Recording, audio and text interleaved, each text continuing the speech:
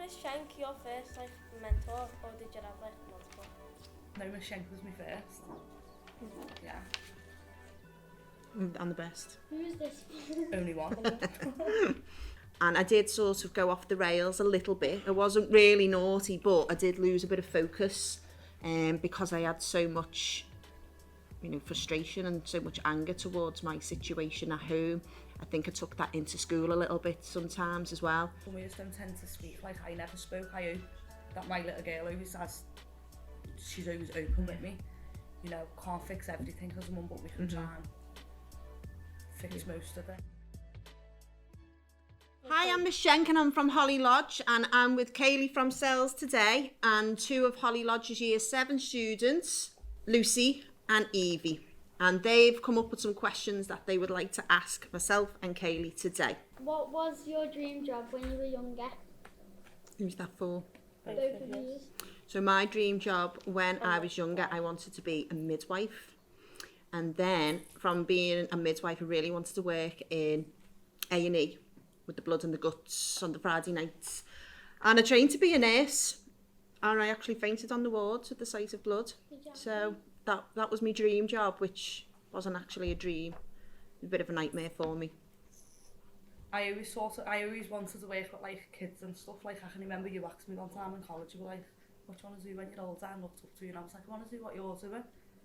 And that's exactly what I ended up doing. Exactly what Miss Schenk was doing with me when I was younger. Was you naughty in school? Was I naughty in school? I went to a lovely school and I was very good in Year 7 and Year 8, and then something happened in my personal life which made me a little bit angry and a little bit sad about, because it's when my parents, they separated. And I did sort of go off the rails a little bit. I wasn't really naughty, but I did lose a bit of focus because I had so much, frustration and so much anger towards my situation at home. I think I took that into school a little bit sometimes as well. And where I should have been focusing, I had other things on my mind. So I wouldn't say I was really naughty, but I did at some point behave as probably as I shouldn't have done. And that's why I think it's really good to have such a good support system in school, because everyone's got their own stuff going on. Yeah, and obviously there's no bit about me because obviously I speak to you. I got into Year 7 and just went nuts. But the same, like I said before, if you just speak to someone and open up to someone about that little something, it might help. Because when I was in school and I got into Year 7, I was going through loads at home. And I sort of just went into Year 7 and I was craving any sort of attention, whether it was bad attention or good attention. And I was just clinging on to any of it. So yeah, in Year 7 was my year where I started to go downhill. I think I met Kaylee when she was in Year 9. Yeah, year 8 now. Year 8 or Year 9. She was a character. So, have you ever been in isolation and or excluded, and why? Give us a story. I basically lived in isolation. Lived there. What's your most memory? I went to All Saints in Kirby, and when I started getting kicked out, it was Year 7. But back then, you used to get kicked out they'd send you out for a day, and then it went from a day to 2 days, and then from 2 days to 3 days, and then eventually I was out for the full 5. It was just stupid stuff, a bit like what you used to do, what I try and tell you is not to do. So when you're running around or you're skitting other people or messing around outside someone's class, it was stuff like that led up to me permanently being excluded. There was no big thing where I'd done something majorly bad for them to say go. It was little things. Yeah, and that's then in a prolonged time, I ended up. And that's what I say to girls, because girls say, well, how do you end up excluded? It's not about doing something big. It can be persistent, low-level behaviour that goes on and on and on, and no matter what interventions are put in place, there's no response. So the school get fed up with that because it's so disruptive, not only to your learning but to other people's learning as well. So the school will find alternatives. Have you ever been excluded or isolated? I've never been excluded and I've never been isolated. Okay. Although I did bunk a couple of lessons, which I regret now. Wasted my education. Have you ever been in jail and why? Or like, Like if you have, or like just in or like being involved custody with or... police or something. I've never been in jail for being naughty, but I interviewed some inmates when I was in college, and they were from a prison, a local prison, and we got to interview them, and it was really eye-opening because a lot of the offenders were really like remorseful for their behaviour, and they spoke about the impact of the victims that their behaviour had had. So I always remember there was a young man, and he said that he had some addictions that he needed to fund, and how he'd fund that is he'd break into people's houses and take stuff. And then he said he was always more scared. He said, so, you know, people will find people in the homes and they'd be terrified that there's an intruder. He said, actually, I was more scared as this perpetrator than the victims. So I've never actually been to jail, but I've spoken to prisoners who have real life stories about their experience in jail. I think I'd be too scared to get into trouble to go to jail. They're not very nice places. Was Miss Schenk your first like mentor, or did you have like multiple? No, Miss Schenk was my first. Yeah, I'm the best. Who's this? only one. What made you like think of when we was like naughty? What made you think like Kaylee? Because when you make referrals to the SELS programme, it will ask you who would be the best fit for a mentor. So, you know, you can have a range of different mentors. You can have men who are younger or older, females who are younger or older. So it's finding the best match to the mentees. Now, you're young girls, and Kaylee, because I know Kaylee personally, I knew that you'd build up a good rapport with Kaylee quite quickly, because she's quite cool, isn't she, Kaylee? And for that mentoring to work and for you to engage and respond, it's about finding the right person. And I thought Kaylee would be ideal for you girls, and it's worked out really well. Now, Kaylee, she's not very old. It wasn't so long ago that she was going through similar experiences to yourself. So I thought, if you want the best outcome, then you've got to find the best person, and Kaylee's definitely the best person to mentor to your girls. It's like you need to think, I've sat where you are sitting, and Miss Schenk was my mentor, and now you are sitting with me. So it's gone like round. Why did you think Kaylee would be a good idea for us then? Because Kaylee has life experience. Some of the things that you're going through now and some of the issues in school, Kaylee had been through herself, and Kaylee had spent a lot of time working on herself and, you know, setting her personal goals and working to achieve those goals, because she was adamant that she was going to be a mentor, a youth worker. But in order for her to do that, she had to make some big changes to her behaviour and to her life. So I think she's quite inspirational, because if Kaylee can do that, anyone can do that. Do you want to say anything about that? You're gonna make me cry. No, even like Miss said before, when I first met Miss Schenk, I remember I was quite like a cocky kid, so we'd done like a thing where you have to introduce yourself round the circle. So she went round everyone and asked everyone's name, and she got to me, and I was like, hi, I'm Beryl. So I carried on with Beryl for a little bit, but then I told her, I was like, oh, by the way, I'm only messing, my name's not really Beryl, it's Kaylee. And Miss was like, no, Beryl, I do. So for the whole time I was in that college, I was known as Beza. Yes. That was my nickname, but that was just because I messed around at the start and was like, oh, my name's Beryl. But then I told her, oh, I'm only messing, it's actually Kaylee. But you remained as Bez. Bez, yeah. Yeah, Bez. I even engraved my name on the table. That's the That word. doesn't surprise me. How long did Miss Schenk mentor you? Well, to be honest, the Princess Trust was only meant to be, it's a 12-week programme. So you go there to like build your confidence, and there's all different walks of life in there. So it's either you're naughty in school, or they might have had a disability. And I'd done the 12 weeks, and then I redone the 12 weeks. And She then I loved it that redone much. again. Yeah. and I kept going back. Like a boomerang, weren't you? A bit like Sal's Gemma. Yeah, can't get rid. So yeah, I kept going back. But I still to this day say to everyone when they say like which part changed their life, and I always say it was the Prince's Trust. And that's where I met Miss Schenk. What made you get into mentoring? Do you know what? Do you know what I'll always say? I always wanted to be the person that I needed when I was younger. So, it was just like I said before, it's just having that someone to speak to. You just don't have to like open up straight away, but sometimes if you carry a bag on your shoulder and you keep all your emotions in it, just gets heavier and heavier. So if you just speak about one thing at a time, your bag gets lighter. So that's probably why I done it. Yeah, I think as well, when you're younger and you get involved in agencies, youth clubs and stuff like that. I had went to a youth club and there was a youth worker who I found really inspirational.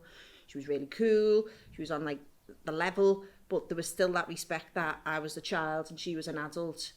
But the work that she did with the children really inspired me, and I thought I wouldn't mind doing that myself, because it's something new all the time. It's very challenging, a new challenge. It's not the same sitting in an office, boring, working in a shop, retail, and no disrespect to any of those jobs, but I wanted to do something that was quite dynamic and was changing every day.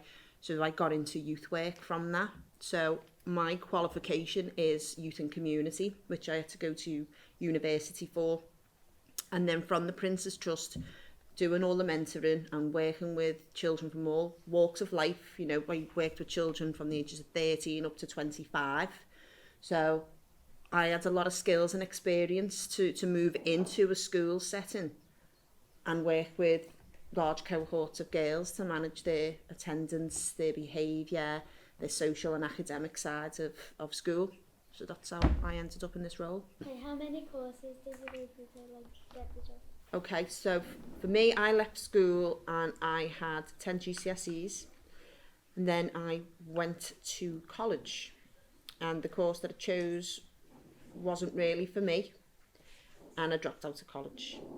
And then I thought about the nursing, so I had to go back to college to get UCAS points to allow me to apply to university. So I started nursing, nurse training, and I'd done a year of nurse training, and obviously wasn't the right thing for me because of my fear of blood.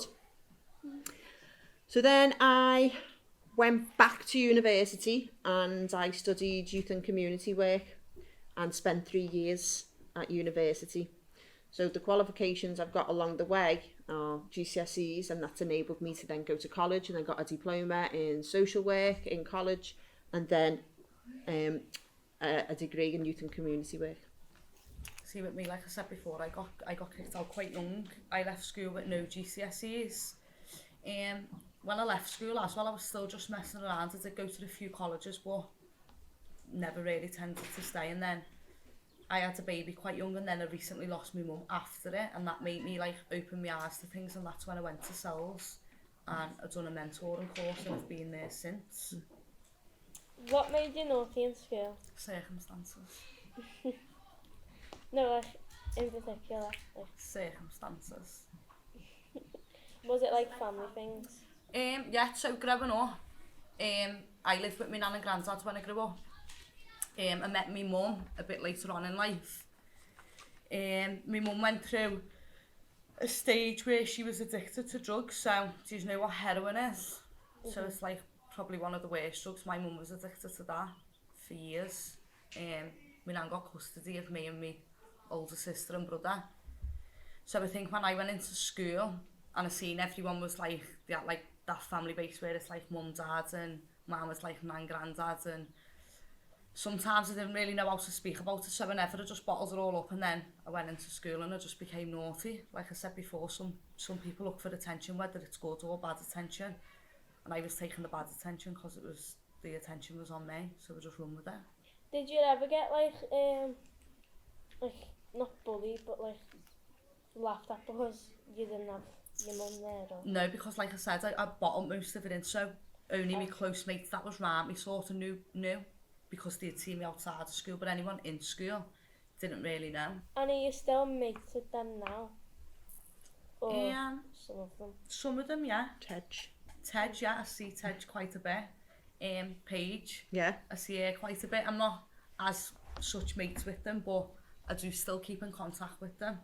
But when the three of us together, it was a bit of a nightmare. Oh, it's hard work. This one's for both of you. How has your life changed with like your kids and stuff? Like, is it made your life better or like? There comes a point in your life where you realise, oh, I'm an adult, and you've got to do adult things, and you've got all of these responsibilities. Now, I think, you know, when you get into your 20s, you start to realise, and you mature a lot then as well. I don't know, what about you? Yeah, same when I had my baby, it was a shock, but made me realise, like, I've got to grow up. And then I had, like, this brand new baby, and then that's when everything went a bit downhill for me. I lost my granddad a couple of weeks after giving birth, and then my mum. My baby's first Christmas was my mum's last. My mum died on the Boxing Day. And then that's what opened my eyes, and I was like, well, I've got this baby, do I really want to put her through half of what I had to endure when I was growing up? So I thought that was my time to go and do what I'm doing, and hopefully she has a good life. And if she's naughty like you was in school, or if he was as like naughty as most people in school, what would you like give them? Like, what advice would you give them?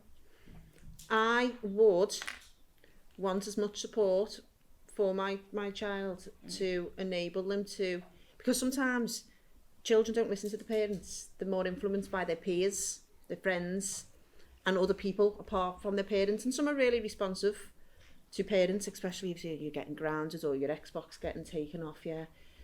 But I would hope that there'd be someone along the way who would get what's triggering their behaviour and who would want to help them make the right decisions and choices. Because as I mentioned before, no one's homogenous, no one's the same, everyone's unique. And it's about respecting that people are unique, and some people might need more help than others and some more guidance than others. So if my child was naughty, I would hope that, you know, being consistent as a parent for me, and also having people look out for him and put some support in place to make those positive choices. That's what I would want. Mine's the same really, and also, like I said before, when some of us don't tend to speak, like I never spoke, I hope that my little girl always has, she's always open with me. You know, can't fix everything as a mum, but we can try and fix most of it. What was one of the things that Miss Schenk said to you that you still remember to this day? Because it's like true and just memorable. I have one for you, like, that you told us. Go on. It's the laugh one, where you said about like them, because like when you leave school, no one's gonna be laughing.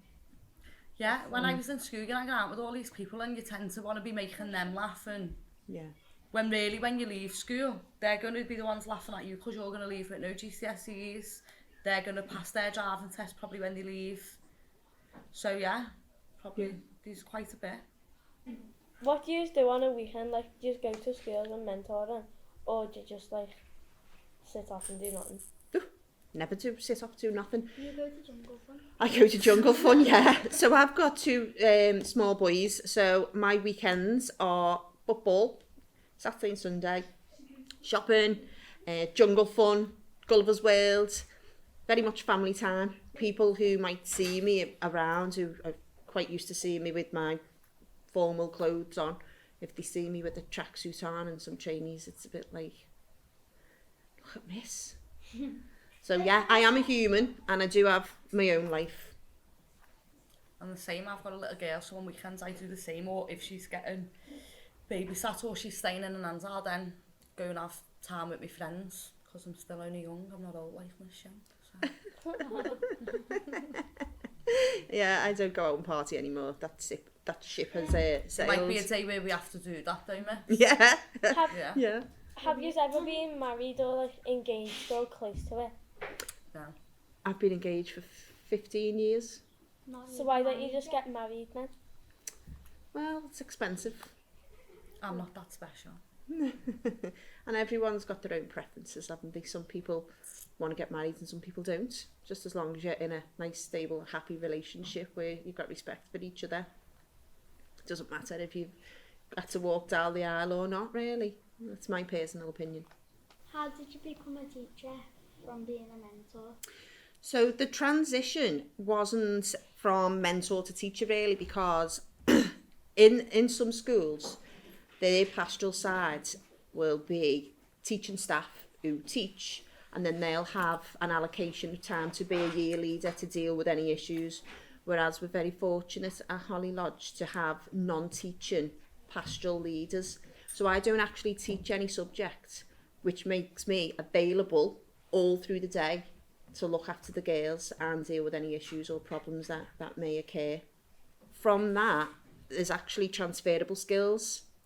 So I can still use those youth worker skills in this role, but I've also got to embed school rules, school expectations, and that side of the job. So it's gone from, you know, sitting off playing pool with children or taking them rock climbing and abseiling and gorge walking and midnight manhunts into actually these are the expectations that the school have that you need to follow in order for you to be successful in your education. If you could change one thing about your past and like school or something, what would you change? Okay, so if I could change one thing about the past, is I wish I would have listened more to the adults who knew more about life and the world. You see, when you're young, you don't think about the future. You don't think about, you know, your education, getting a job, you know, running a house, having a family, paying bills. You're just living in the moment, and sometimes you can make some wrong choices. So me, as a child, I wish I'd listened more to the people who knew, because when I was a teenager, I did think I knew it all, and when I got to an adult, I got a rude awakening. So yeah, listening to people who knew. Mine's sort of the same as Miss, and I wish I just spoke. So do you know if you ever go through something or something's bothering you at home or in school, I wish I just spoke out, because I wouldn't have done half of what I'd have done if I just spoke to someone. How has school changed from when you were in school? Well, I was in school a very long time ago, and there's been huge changes to school, how it's run, and the education system itself. I had to get 3 buses to school of a morning and 3 buses of an evening, and we didn't finish until 3:45 of an evening. Classes, like the subject ranges, weren't very broad, whereas you can do lots of different things here. It wasn't as broad when I went to school, and it was very, very, very strict when I went to school. Now, I had to wear my skirt past my knee and pull up socks up to my knee and a blazer every single day. Like, we have the expectations for you, but you know, you'd have a uniform check every morning you went into school. And we didn't have the technology that you girls have got now. You know, you have lots of computing lessons, you've got all these digital things, your phones. We didn't have any of that. Did you? Mine hasn't really changed much. No. Like, I never left school that long ago. Technology's gone better. Like, we never had like iPads and stuff when I was in school, but we all had phones, but it was like a BlackBerry back then. What's one thing that you wouldn't change from your like school that you wish was still here today, like for us? Which? Like, what's one thing that you would like bring back That's gone. that would What would you help bring for back? us? For like people. It's a hard one. Yeah, that is a hard one. Or if we just got like everything really. You've got a lot more than what It's what what I you had. do with it. Yeah. It's, do you just take it for granted, or do you use I mean, it to the... As well, all the enrichment that the schools have now, and the support from other agencies that come in. Like, we have the cells, we've got the blues, positive futures. There's a lot of things and a lot of support for the girls in school now. When I was in school, there wasn't that support. I had a head of year who I'd occasionally see because she was a teacher. So the support that you get now is really beneficial to help you with your learning as well. This question is for both of you. Where do you see yourself in like 10 to 5 years time? Do you see yourself as still working in Holly Lodge? Or? I would love to continue to work at Holly Lodge. You know, Holly Lodge, I've worked in other schools. Holly Lodge is a lovely school, yeah, and you're very fortunate. You know, sometimes it's like, oh, I hate this school, I hate the teachers, but you're very fortunate to come to this school because it's one of the best schools in the city after the likes of the Blue Coat and etc. etc. So yeah, I would like to continue to work here as long as possible because it's a good school, we've got good girls, there's good staff, there's a nice environment here. So yeah, I'd say I'd still be here in 5 to 10 years. What was the first school you worked in, and would you like to work in a school, or do you go to like schools actually like being a... Yeah, so I go to all different schools. So even the first school I went in to mentor was the school I got kicked out of. So that was the first school I ended up doing my mentoring in, was All Saints in Kirby. And me in 5 to 10 years time, I don't know, could be sitting where Miss is sitting now. I followed the footsteps once. Who says I can't do it twice? Yeah. Like Miss said before, I think when I was in school as well, I always forgot that a teacher's lived. I always thought a teacher had been plonked on the earth and they're there and they're a teacher, but they've done all the fun things what we've done. They might have been a little bit naughty in school and that's why they've probably become a teacher. So yeah. I think people who come into education, no matter what role in education, have been inspired by someone, because it is quite a tough job. You know, for me it's tough because there's 196 of you and you've all got things going on. You've all got, you know, your own preferences about stuff, and trying to fit you all into the same box is quite difficult. So it's like spinning plates. Have you ever seen people spinning plates and they're all spinning at the same time? It's a bit like that, this job, because you've got to be able to change what you're doing straight away. What brought you here? What brought us here today is, obviously, I've started with you lovely Year 7s this September and got to know you quite quickly, some for the wrong reasons, but my job is to identify and put in support, because as I mentioned before, everyone's got their own stuff going on. Everyone's, you know, dealing with different things that people know nothing about. And they need a chance. They need a chance to be supported to make things right so they can make better choices. So I identified you girls as some girls who might need a little bit more support so you could start making better choices. And I want you to make better choices because I want you to go through school and be the best that you can be, and leave in year 11 with some really great GCSEs and hopefully stay on in the 6th form. So being here today, you know, I've been in touch with the cells and got you the mentoring with Kaylee, and I thought, you know, she's going to have some real impact in your lives, and you'll find her inspirational, and hopefully you'll listen to her guidance that she has to tell you, because if you do, then you will be successful and you'll make those positive changes. And we thought it was good for you today as well, to show that we've got normal lives too, like Miss, like she's just said, she goes and does normal things on a weekend, and it's just to show you that when you come in the school, you become a pupil. When you leave the school, you become yourselves. The same way when a teacher enters the school, they become a teacher, and when they leave the school, they're not a teacher anymore. Yeah. Thank you for letting us interview you. You're very welcome.